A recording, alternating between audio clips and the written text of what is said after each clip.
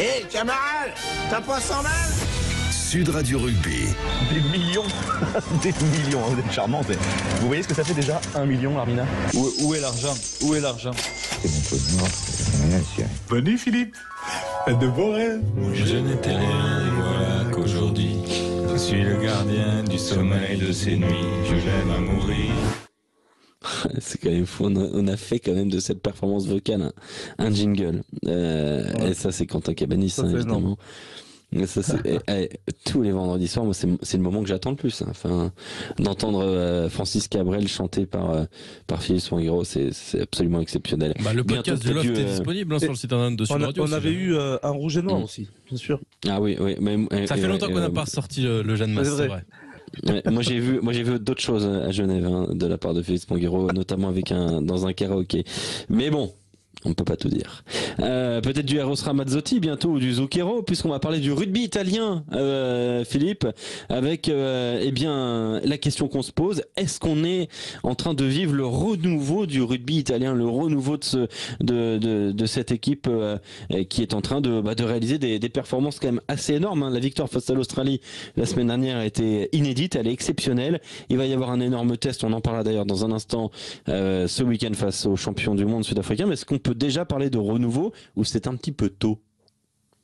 C'est un peu prématuré parce que ce rugby italien, on va y revenir, mais il est assis sur des bases qui sont pas encore assez solides pour prétendre à une évolution et tendre vers ce qui se fait de mieux et intégrer le top 10 mondial.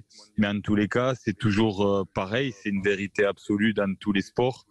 C'est dans les dynamiques de victoire qu'on crée l'engouement, qu'on arrive à recruter du public, à recruter des jeunes joueurs et à en effet développer son pouvoir d'influence. Donc c'est clair qu'il y a des joueurs aujourd'hui, dont Ange Capozzo, ton chouchou, mais qui contribuent en effet à ce renouveau de l'équipe italienne, à ce plaisir qu'on a à les voir jouer. Et puis à la fierté des Italiennes de voir leur équipe nationale battre des grandes nations. Et il y a déjà eu un moment fort il y a quelques mois dans le tournoi avec cette victoire au Pays de Galles qui a été très importante et un élément fondateur qui a déjà permis d'apaiser un peu le débat sur est-ce que l'Italie a sa place dans cette compétition, parce qu'elle a intégré le Six Nations en 2000. Et elle avait eu quand même des victoires assez régulièrement au début des années 2000. Mais là, elle était quand même en mal de victoire depuis longtemps. Et avec la Géorgie derrière qui performait, revenait souvent le débat de savoir si cette équipe italienne, elle méritait toujours sa place. Donc, il y a eu ce match contre le Pays de Galles qui a déjà été un acte fondateur sur la capacité de ce rugby italien à dire et à affirmer qu'ils avaient leur place dans cette compétition. Et c'est clair que renchaîner avec cette victoire contre l'Australie a fait beaucoup de bien. Ouais, avec donc cette victoire qui a été très importante. Si tu as quelques chiffres, Philippe, pour se rendre compte de l'importance du rugby en Italie, est-ce que c'est un sport majeur, par exemple? Est-ce qu'on peut le considérer comme tel? Non, on ne peut pas le considérer comme tel. Il y a une vraie particularité en Italie qui est très particulière, que je pourrais partiellement comparer à l'Espagne, c'est-à-dire que le foot a tellement de place d'un point de vue social et sociétal qu'il cannibalise tous les autres sports. C'est vrai partiellement parce qu'en Espagne, par exemple, il y a des sports qui arrivent à être forts et à émerger, notamment le basket. En Italie, c'est vrai que le foot prend beaucoup de place. Et donc, le rugby a réussi à se faire une petite place, particulièrement dans le nord, pour des raisons historiques autour de Parme et de Trévise, mais n'a pas d'homogénéité géographique assez forte pour avoir des fondations solides, ce dont je parlais tout à l'heure. Après, en termes de chiffres, aujourd'hui, le rugby italien, c'est un peu plus de 80 000 licenciés, 74 000 masculins, 8 000 féminins. Donc, à l'échelle d'un pays de cette taille, c'est faible. Donc, c'est clairement pas un sport majeur. Encore une fois, il y a des sports aujourd'hui en Italie qui sont au-dessus du rugby en nombre de licenciés, à part le foot, notamment en volley. Donc, on voit que le rugby a quand même du mal à émerger.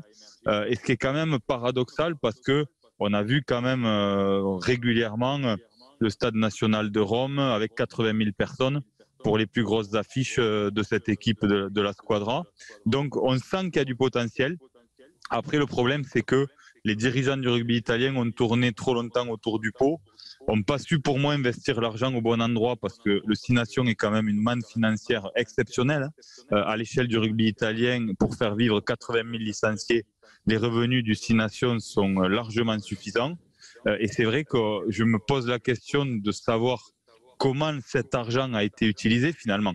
Puisque en Italie, on fait vivre réellement 2 provinces qui participaient au top 14, au Pro 14, pardon, puisque le championnat national est très très faible et a quasiment aucun impact. Et donc, je me suis quand même régulièrement demandé comment l'Italie n'avait pas la capacité, avec sa fédération et les moyens qu'amène le Six Nations, pour être plus performant au moins sur 2 provinces, puisque finalement on parle que de grosso modo 80 joueurs pros de bon niveau à former. Quand on regarde un petit peu, les filles sont en pleine progression, hein, on l'a vu à la Coupe du Monde en Nouvelle-Zélande, les garçons aussi. D'ailleurs, pour parler des garçons, qu'est-ce que la fédération italienne joue ce samedi face à l'Afrique du Sud?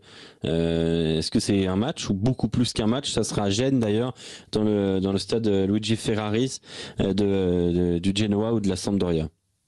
Non, ça reste qu'un match, elle joue pas plus qu'un match. Alors tu parlais des filles et c'est important, puisqu'on le dit, le rugby féminin est un vrai relais de croissance. Aujourd'hui, en pourcentage, c'est pas net, c'est plus de 10% de licenciés filles.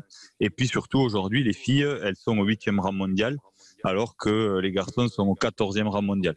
Donc on voit que les filles sont plus performantes et que potentiellement, le relais de croissance italien, il passera par là, parce qu'encore une fois, il faut avoir une équipe nationale qui performe, il faut avoir un pays qui s'identifie à une équipe qui gagne.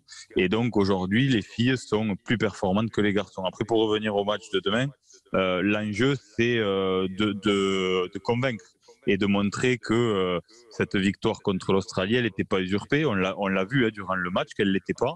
Mais de rivaliser avec l'Afrique du Sud, même si ça va être très compliqué, parce que du côté sud-africain, il y a déjà 2 défaites contre les nations majeures, l'Irlande et la France. Et là, il y a beaucoup de pression dans ce pays autour du rugby qui est un sport majeur.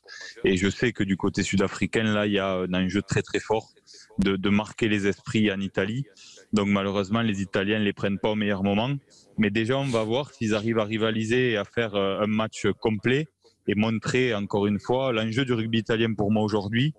C'est d'éteindre la polémique sur le fait de savoir s'ils ont leur place dans le Six Nations. Du côté italien, il faut qu'il y ait plus de débat à ce niveau-là. Ce qui est en train d'être fait. Ce qui est en train d'être fait. Et puis ensuite, se poser la question de comment utiliser cet argent. Puisqu'encore une fois, il y a cette manne financière récurrente du Six Nations. Et puis là, récemment, on en a parlé déjà assez souvent. Mieux structuré égale mieux dépensé.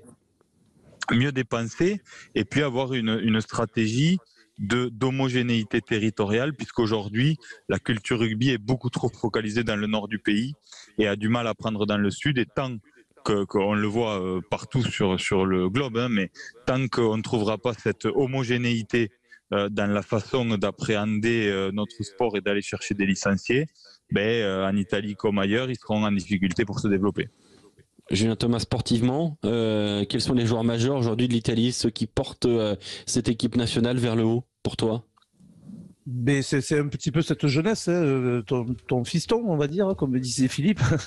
Non, Capuzzo, c'est vrai que Thomas Alan aussi, c'est important de quand même Garbici qui remettent un petit peu surtout du professionnalisme dans cette équipe, qui essaye de sportivement porter le maillot de l'Italie avec ardeur. Et c'est vrai que c'est des joueurs talentueux, mais comme disait Philippe, la problématique, c'est qu'ils sont dans les championnats européens et non pas dans le championnat italien. Ils sont tous et le peu de licenciés, il faut que trouver les solutions financières qui peuvent amener du licencié et justement les former pour amener des pépites à haut niveau. Ils en ont trop peu.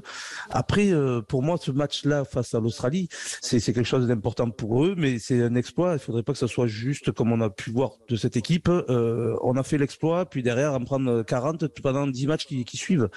Donc, je pense qu'elle est plutôt en bonne progression. Et en bonne construction. Tu as envie de voir, toi. Voilà, plus sur le Six Nations où il y a gros enjeux et avec des nations qui cherchent, parce que les autres équipes cherchent vraiment cette coupe. Là, c'est différent quand tu as un enjeu et avec peut-être une coupe au bout. Donc, à voir quand même cette équipe d'Italie qui est en construction et qui est plutôt pour moi dans la montée positive, on va dire. Merci beaucoup Julien Thomas, merci beaucoup à toi Philippe Spanghero pour cette chronique autour donc du rugby italien. Rien à ajouter? Non, rien à ajouter. On regardera quand même le match de l'Italie ce week-end avec beaucoup d'attention parce que pour terminer, elle est quand même très agréable à voir jouer depuis quelques mois, cette équipe. Et elle nous régale puisqu'elle joue avec ses armes. C'est vrai que dans la densité physique, même si elle a toujours eu beaucoup de cœur, elle a toujours eu du mal à finir ses matchs. Mais en tous les cas, avec ses armes et notamment l'éclosion de Capozzo, ça révèle ce potentiel offensif et honnêtement, c'est une équipe qui est super agréable à voir jouer.